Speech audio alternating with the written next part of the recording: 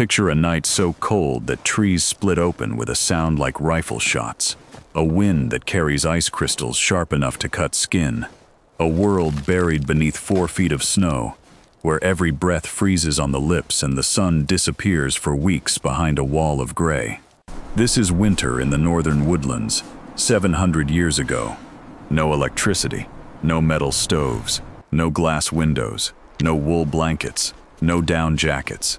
And yet somewhere beneath that endless white, dozens of families are sitting together in a warm, glowing hall, sharing stew from a communal fire, listening to an elder recite a story their grandmothers first heard as children. How is this possible? The answer is not a miracle. It is not luck. It is a building. A single wooden structure so cleverly designed that it survived winters that killed European settlers by the thousands. A building whose engineering principles are still studied today by architects trying to make our cities more sustainable. A building most history books barely mention. Tonight, we walk into that fire. We uncover the forgotten genius of the Haudenosaunee Longhouse and the civilization that quietly grew inside it. Long before the first European sails appeared on the Atlantic horizon, a confederacy of 6 nations lived across the cold hardwood forests of what we now call New York, Ontario, Quebec, and Pennsylvania. Outsiders came to know them by many names. They knew themselves as the Haudenosaunee, the people of the Longhouse. That name was not a description of shelter. It was a description of who they were. Each winter arrived like a slow enemy. Rivers turned to iron. Deer became scarce. Every armload of firewood cost hours of labor in air that could freeze exposed skin in minutes.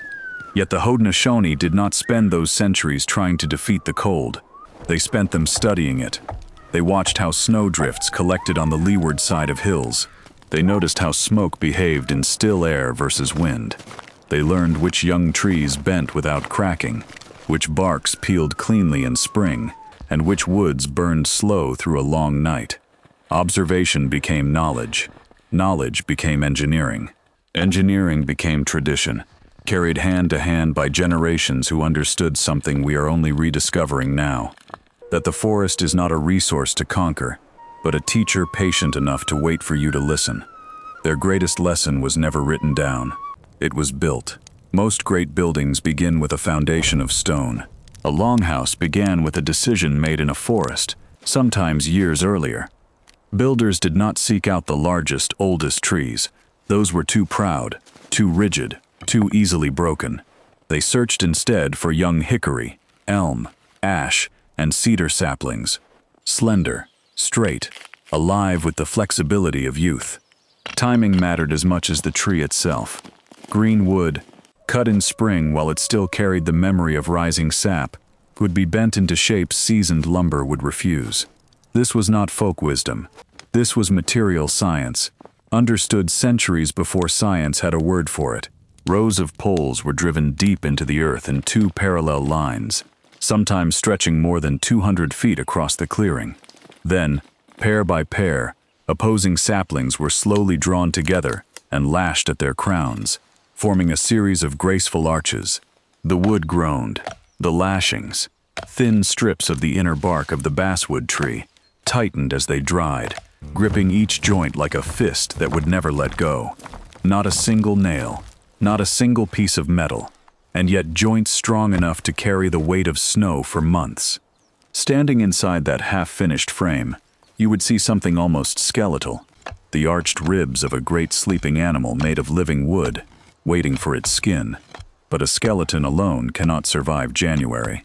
The next layer was where the real magic began. In late spring, when the sap rose and loosened the bark on the great elm trees, skilled harvesters moved through the forest with practiced care.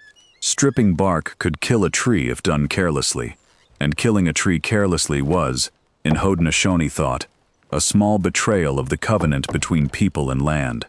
So they took only what was needed, and they took it well. The sheets, wide as doors and thick as heavy leather, were pressed flat beneath weighted logs to keep them from curling. Then they were lifted onto the arched frame and layered upward from the ground, each panel overlapping the one below like the scales of a great fish or the feathers of a bird folded against rain. Water ran down, snow slid off, wind slipped past instead of pressing in. A second lattice of slender poles was tied over the outside, pinning the bark tightly to the frame without piercing it. The whole shell was surprisingly light. It flexed. It moved.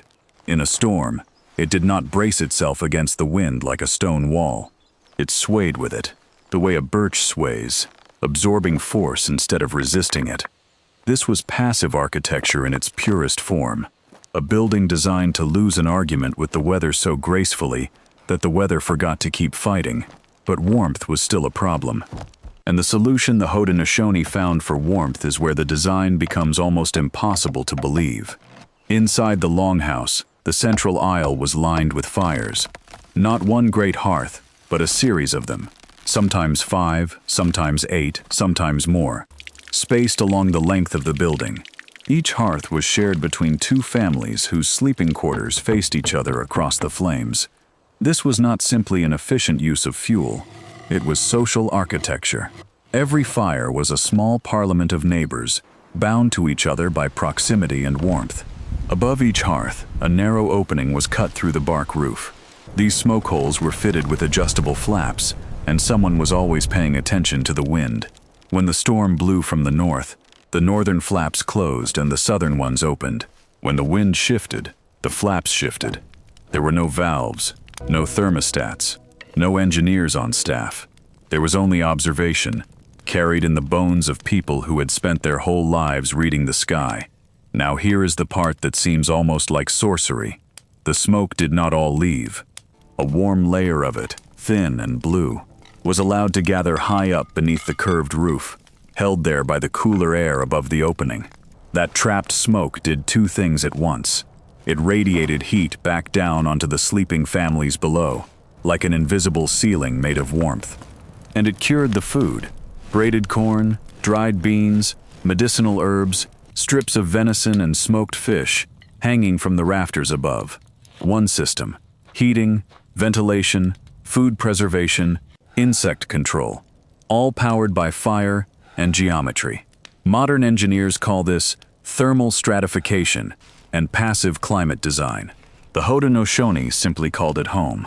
Along both walls of the Longhouse, raised wooden platforms ran the full length of the building, one above the other like the berths of a great ship.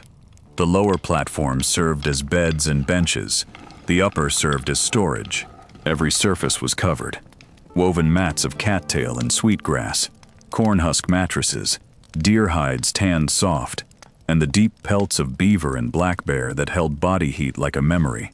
The reason for the platforms was not just comfort, it was physics. Cold air pools on the ground, warm air rises. Lifting the sleepers even a foot above the earth placed them into a noticeably warmer layer of the room. Beneath the platforms, firewood dried in the residual heat, ready for the next hearth. Above them, shelves held clay pots, hunting tools, medicinal roots, and the winter's carefully counted stores of food. And then there were the people themselves. A resting human body gives off roughly the same heat as a small candle. 50, 60, sometimes more people gathered under one roof.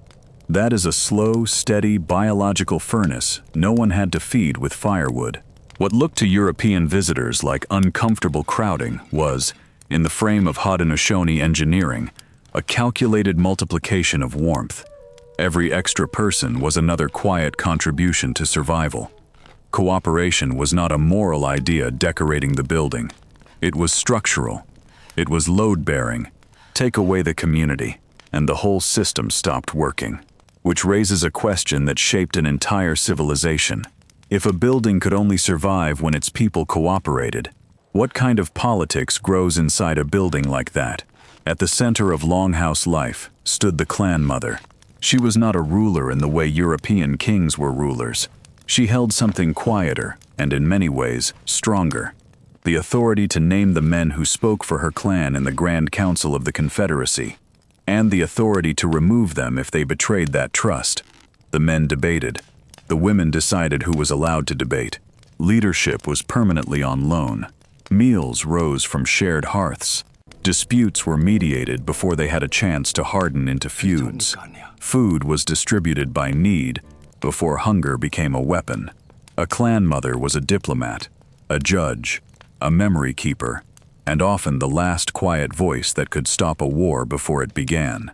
The Longhouse itself made all of this possible. When two families share a fire, they cannot pretend not to know each other. When many families share a roof, private grievance becomes public business. The building did not invent Haudenosaunee democracy, but it rehearsed it every single night. Some historians believe the Confederacy's political philosophy, with its councils, its checks on power, its insistence on consensus, quietly influenced the early American thinkers wrestling with what a republic could look like. Whether or not the influence ran that deep, the architecture is undeniable. Long before parliaments met in marble halls, an entire form of self-government was being practiced under a roof of elm bark, warmed by shared fires, watched over by grandmothers who did not need a throne to hold real power. But every parliament, every philosophy, every fire, eventually meets its hardest test. And the hardest test of the Longhouse came in the dark. A northern blizzard does not arrive politely. It builds through the afternoon as a low gray weight on the horizon, and then, sometime after dusk, it falls on the forest like something with teeth. Winds scream through the bare branches at 60 miles an hour. Temperatures collapse. Snow moves sideways. In the open, a person can die in less than an hour. Inside the Longhouse, the walls tremble. The whole arched frame bends slightly with each gust, the hickory ribs remembering that they were once young trees swaying in a summer storm. The basswood lashings creak, then hold. The overlapping bark scales lift a fraction of an inch, spilling the wind's pressure sideways, then settle back into place. The building does not stand against the storm. It converses with it. Meanwhile, along the central aisle, embers pulse under a soft gray crust of ash. Dry wood, kept close beneath the sleeping platforms, feeds each hearth through the long night. The trapped ceiling of smoke holds the warmth down. Children sleep against the flanks of their mothers. Elders murmur quietly, half awake, listening to the language of a house they helped build. Outside, the blizzard searches for a weakness. It does not find one. Not because the Longhouse is stronger than winter. Nothing is stronger than winter in these forests. But because generations of watching, adjusting, and rebuilding have removed every weakness the wind knows how to exploit. The Longhouse does not defeat the storm. It refuses, patiently and elegantly, to become its victim. When trails vanished under snow, and hunting parties could not risk the forest, the long dark evenings became something more than endurance. They became a school. Elders sat closest to the fires. Children pressed forward from the platforms. And the oldest technology in the world, the human voice, repeated across generations, began its work. Without books, memory carried everything. Origin stories, treaties, herbal medicine, the names of ancestors, the exact wording of laws. To help memory hold what mattered most, the Haudenosaunee used wampum. Belts and strings woven from tiny purple and white shell beads, each pattern encoding a specific event, an alliance, or a founding principle of the Confederacy. Wampum was not currency. It was a portable library. Under one roof, 3 or 4 generations shared the same lessons, year after year. A child watched her grandmother repair a basket, while her uncle recited the story of a treaty older than anyone in the room. She learned the shape of a bowl by watching a bowl being carved. She learned patience by watching patience. She learned who she was by watching everyone else be who they were. The architecture made this possible. When the whole family lives inside one continuous hall, there are no walls to hide behind. Culture is not something taught in special buildings on special days. Culture becomes the sound of the fire, the shape of the shelves, the smell of drying herbs, the voice of an elder falling asleep mid-story. By the time spring returned, the Longhouse had done more than keep its people warm. It had kept them themselves. Unlike the pyramids, unlike the cathedrals, a Longhouse was never meant to last forever. It was meant to live, and living things eventually let go. Each spring, Families crawled over every inch of their homes. Weathered bark was replaced. Frayed lashings were rewound. Sagging poles were quietly retired to the firewood pile. A longhouse was more like a body than a monument. It renewed itself. Even the villages knew when to move. After 10 or 20 years in one place, the nearby soil grew tired, the firewood grew distant, and the community made a remarkable choice that our modern world has almost forgotten how to make. They left. They dismantled what could be reused, packed what could be carried, and walked to a new clearing miles away.